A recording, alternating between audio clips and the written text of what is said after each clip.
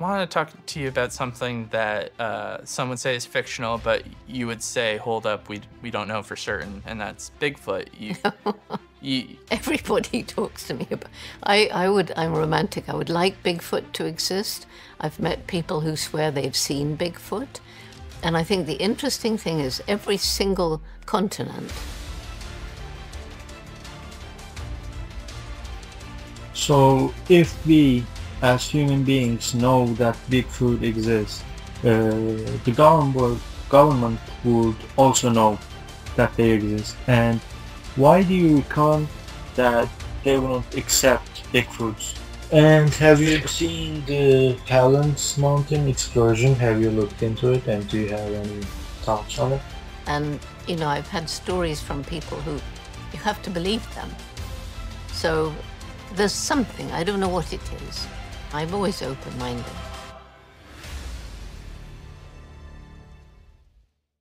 Although a significant portion of Americans believe in the existence of Bigfoot, according to public opinion polls, the government has always remained silent on the matter. If we all believe in Bigfoot's existence, surely the government knows too. So why don't they acknowledge it? If the government truly knew Bigfoot existed, would they even tell us? For decades, people have claimed encounters with Bigfoot, discovered massive footprints, and reported strange howls in the forests at night.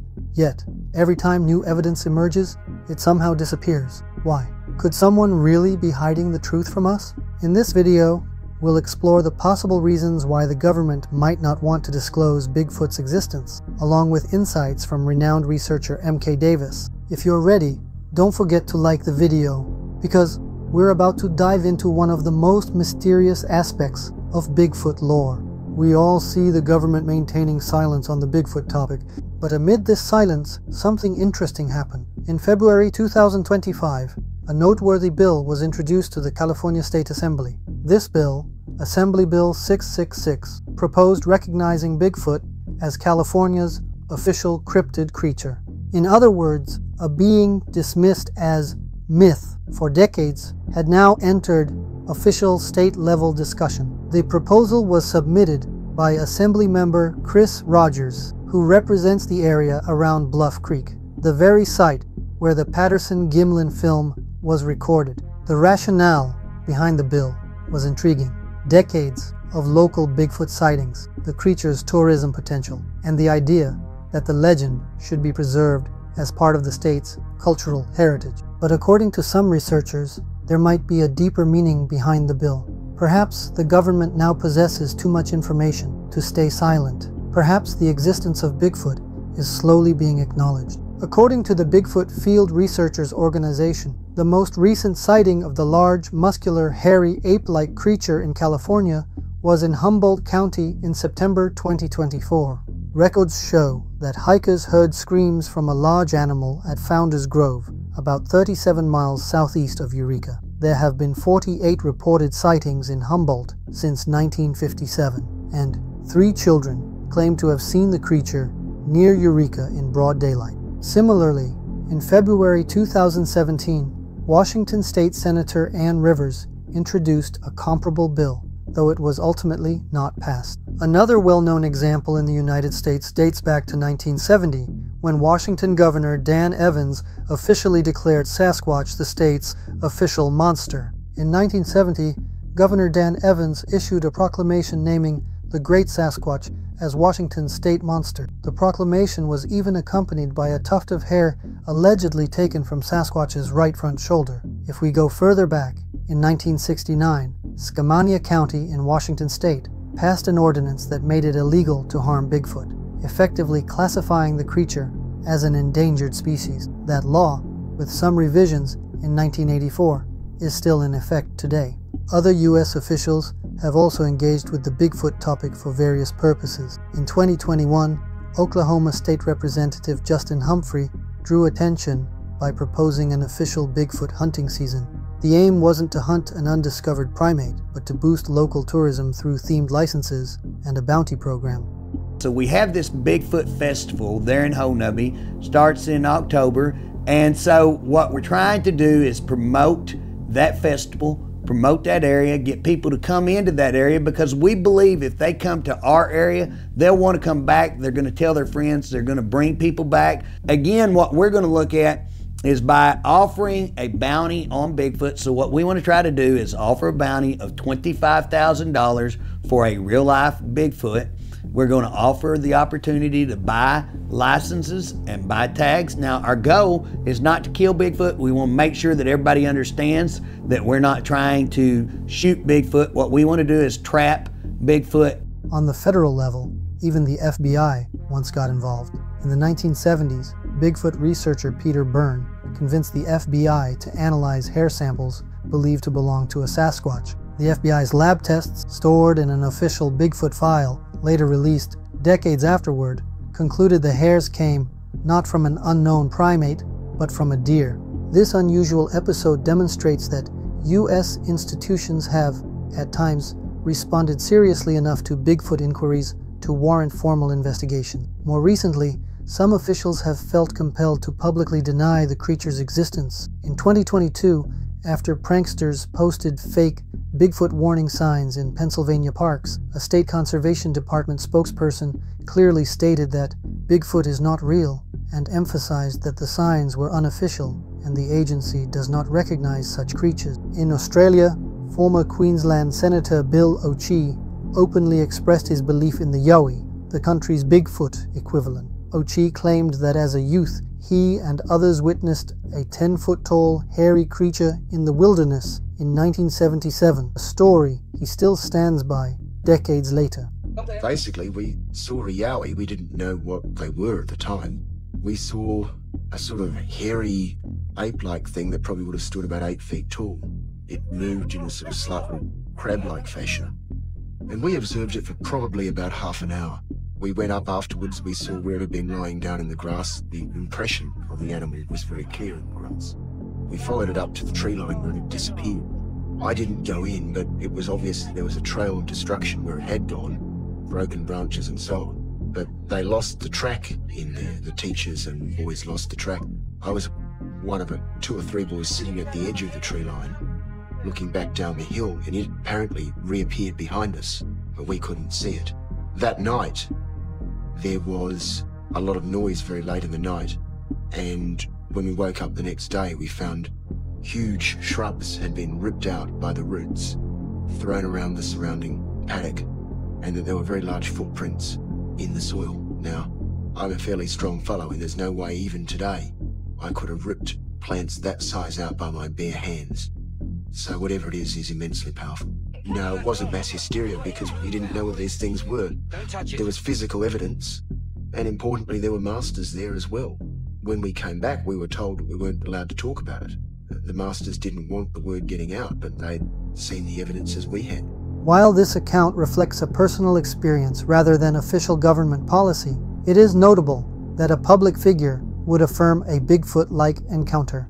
Even military authorities have engaged with legendary creature. In 2019, India's Army Public Relations Wing tweeted photos of mysterious footprints in the Himalayas, suggesting they belonged to the mythical Yeti. For the first time, an Indian Army mountaineering expedition team has cited mysterious footprints of the mythical beast Yeti, the tweet said, provoking both amusement and skepticism, yet still demonstrating a government institution's engagement with a persistent South Asian legend. Not only government figures, but even one of the world's most respected primatologists and UN Messenger of Peace, Jane Goodall, has stated she does not completely rule out the existence of Bigfoot. Everybody talks to me about. I'm romantic. I would like Bigfoot to exist. I've met people who swear they've seen Bigfoot. And I think the interesting thing is every single continent, there is an equivalent of Bigfoot or Sasquatch. There's the Yeti, there's the Yowie in Australia, there's the Chinese wild man, and on and on and on. And, you know, I've had stories from people who you have to believe them. So there's something, I don't know what it is. I'm always open-minded. Why is Bigfoot's existence not officially acknowledged? Believers in Bigfoot often claim that the creature's existence is deliberately being covered up and they propose various reasons why governments might be hiding evidence of Sasquatch. One common theory centers on economic and bureaucratic interests. Acknowledging Bigfoot could lead to unwanted consequences for powerful industries or institutions. For example, if Bigfoot were confirmed as a real living species, it might be classified as endangered, triggering conservation laws that could halt logging and development across vast forested regions. Bigfoot proponents argue that governments, under pressure from big timber, the logging industry, prefer to deny the creature's existence rather than face the prospect of restricted commercial activity on millions of acres of profitable land. According to this view, suppressing Bigfoot evidence helps avoid strict land use regulations under laws like the Endangered Species Act, regulations that would come with steep costs to businesses and local economies. A related claim suggests that land management agencies, such as the U.S. Forest Service or National Park Service, want to avoid the enormous responsibility and logistical nightmare of protecting a large, elusive primate. Officially acknowledging an unknown hominid roaming the wilderness could trigger public outcry, lead to forest closures, require the funding of expensive research programs, and increase park security measures, all potential outcomes that government officials may fear. By keeping Bigfoot in the realm of folklore, they can avoid such disruptions and expenses. Other enthusiasts take things a step further, speculating that Bigfoot has supernatural or extraordinary abilities such as telepathy or cloaking powers, and that government agencies are quietly studying these phenomena for classified military purposes. According to these more radical claims, Bigfoot might be linked to secret military experiments or even extraterrestrial activity, which would explain why any hard evidence is considered highly classified. In fact, one fringe subset of the Bigfoot legend overlaps with UFO and Men in Black conspiracies, in which individuals who discover solid proof, body, clear photos, DNA, are silenced and their evidence confiscated by mysterious government agents. These stories often describe how hair samples and footprints have allegedly disappeared or been dismissed without explanation, fueling the belief that agencies like the FBI or CIA are quietly eliminating Bigfoot evidence. While these theories are undoubtedly far-fetched, they persist in books, online forums, and documentaries among Bigfoot enthusiasts who believe the truth is out there but suspect it is being hidden. Mainstream analysts consider claims of a Bigfoot cover-up to be implausible, arguing that hiding a breeding population of giant apes would require massive and ongoing coordination across multiple governments and institutions. However, if we set aside the more extreme ideas, the logging industry theory may indeed be the most plausible one. The Big Timber theory argues that logging companies and their allies in government actively suppress Bigfoot evidence to avoid environmental restriction. Supporters claim that if Bigfoot's habitat were confirmed, logging operations on public and private lands, particularly in the Pacific Northwest, would be severely limited in order to protect the creatures. Parallels are often drawn to the northern spotted owl, an endangered species that famously halted timber operations in the 1990s, with some suggesting Sasquatch could be an even more controversial case. In practice, this theory imagines a covert alliance between timber companies and institutions like the U.S. Forest Service to discredit or bury any Sasquatch evidence. For example, a long-standing rumor among believers is that park rangers and foresters who encounter Bigfoot are ordered to remain silent. There are numerous anecdotes about rangers who claim to have seen Bigfoot but were silenced by superiors, or forestry workers who found large tracks near job sites only for authorities to immediately dismiss the findings. These stories are not limited to urban legends. People within the forestry industry have shared first-hand accounts of this pressure. Here's a comment from one of my followers who works in the forestry sector. As you can see, talking about Bigfoot in the logging and forestry world is a huge taboo.